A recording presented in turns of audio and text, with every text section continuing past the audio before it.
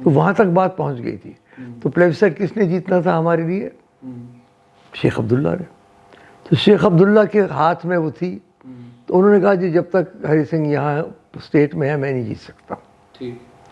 انہوں نے وہ کر کے وہ کارڈ استعمال کر کے اور گورنمنٹ آف انڈیا سے کہا کہ ان سے کہیے باہر رہے.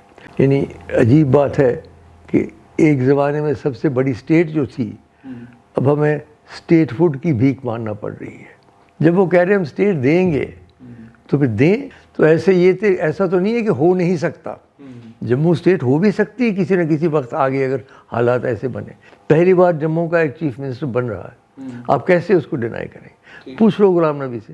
آپ کے پتا جی مہاراجہ ہری سنگھ جو ہے جب جموں کشمیر سے 1947 میں وہ نکلے اور بامبے چلے گئے, اس کے بعد وہ کبھی دوبارہ اپنی اس ریاست میں واپس نہیں آئے. آخرکار آپ کس کو مورد الزام ٹھہراتے ہیں جس نے حالات اس طرح کے پیدا کیے کہ مہاراجہ ہری سنگھ دوبارہ کبھی جموں کشمیر واپس نہیں آئے؟ پہلی بار جب وہ باہر گئے تو وہ حالات تو شیخ عبداللہ نے بنائے.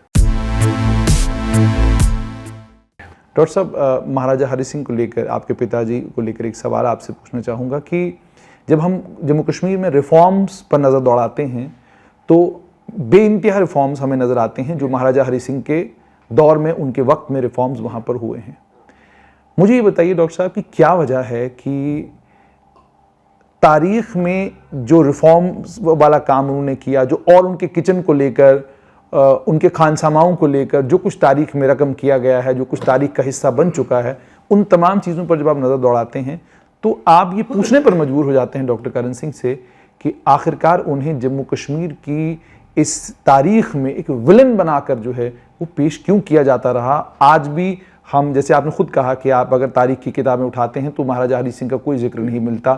چھٹی چاہیے مہاراجہ ہری سنگھ کے نام پر تو آپ چھٹی کے لیے وہاں پر اگر لڑائی لڑتے ہیں یا آپ کہتے ہیں کہ چلیے اس دن کو ایک ایک اہمیت کا حامل دن کہیے, تو وہ تمام چیزیں دیکھنے کو نہیں ملتی. کیا وجہ مانتے ہیں آپ؟ بہت ہی دربھاگیہ ہے یہ, کیونکہ پتا جی نے جیسے آپ نے کہا بہت سارے انہوں نے ریفارم کیے اور جو اسٹیٹ سبجیکٹ بنایا جس کے بارے میں کہا گیا کہ اتنے بڑی بھاری نقصان ہوا لوگوں کو, نقصان کوئی نہیں ہوا. انہوں نے تو نوکریاں اور زمین بچانے کے لیے قانون بنائے تھے جو 370 اور 35A میں داخل کی گئے تھے. آئیڈیا یہ تھا کہ باہر کے لوگ, پنجاب کے لوگ, دوسرے کے لوگ بہت دھنوان تھے, کشمیری جو تھے لوگ مقابلتاً ان بہت غریب تھے. تو انہوں نے کہا کہ بھی نہیں تو لوگ آ کے سب خرید دیں گے. اس لیے آپ دیکھیے کشمیر میں کوئی لینڈس لیبر نہیں ہے, ہر ایک کے پاس اپنی اپنی زمین ہے. تو اگر کوئی آ کے باہر سے خرید لیتا تو مصیبت ہو جانی تھی. تو انہوں نے یہ جو قانون بنائے تھے لوگوں کو بچانے کے لیے بنائے تھے, لوگوں کو تنگ کرنے کے لیے نہیں بنائے تھے. جیسے آپ نے کہا بہت ہی دربھاگیہ ہے کہ ان کا جو 1910 میں وہ تاج پوشی ہوئی, ان کی گدے نشین ہوئے, اور انہوں نے جو کیا اس کی کوئی قدر نہیں ہے. صرف بعد میں ان کو بتایا گیا دیکھو جی یہ کر رہے تھے وہ کر رہے تھے. یہ بھی ٹھیک ہے, یہ جو میں نے کہا ہسٹری ٹھیک کرنی ہے, اس میں مہاراجہ گلاب سنگھ جی سے لے کے مہاراجہ ہری سنگھ تک سب کی ہسٹریاں جو ہے ٹھیک ہونی چاہیے. آپ کو لگتا ہے کہ ہسٹری کو مسخ کیا گیا ہے, اس کے اندر جو اس میں کوئی شک نہیں ہے؟ کیا وجوہات مانتے ہیں اس کے؟ لوگوں کے خلاف ہو گئے اور انہوں نے سوچا کہ شیخ عبداللہ مین تھے, کیونکہ شیخ عبداللہ کو خوش کرنے کے لیے ڈوگرز کو ڈاؤن کرو.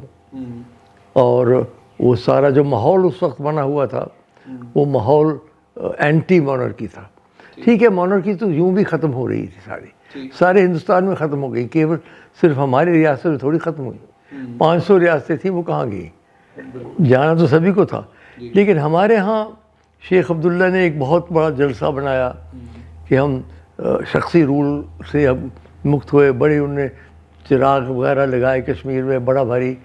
یہ جو باتیں انہوں نے کی نا, اس میں ڈوگروں کو اور بھی تکلیف ہوئی.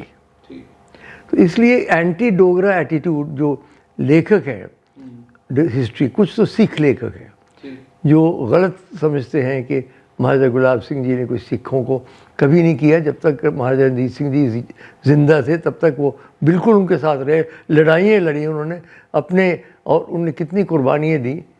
تو اور دوسرے انگریز جو انہوں نے بھی لکھا وہ بھی خلاف لکھا.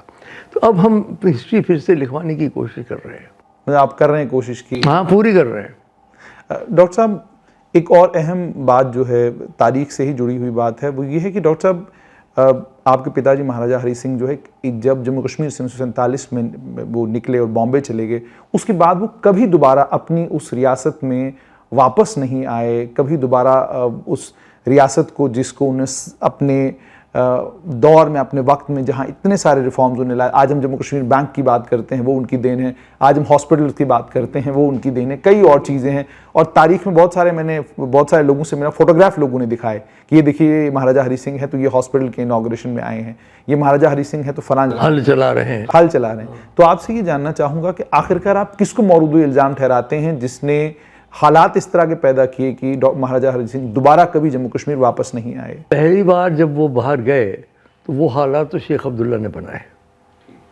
وہ 1949 میں، 47 میں نہیں 49 میں، میں اتفاق سے 1948 میں امریکہ چلا گیا تھا علاج کے لیے، تو میں یہاں تھا نہیں.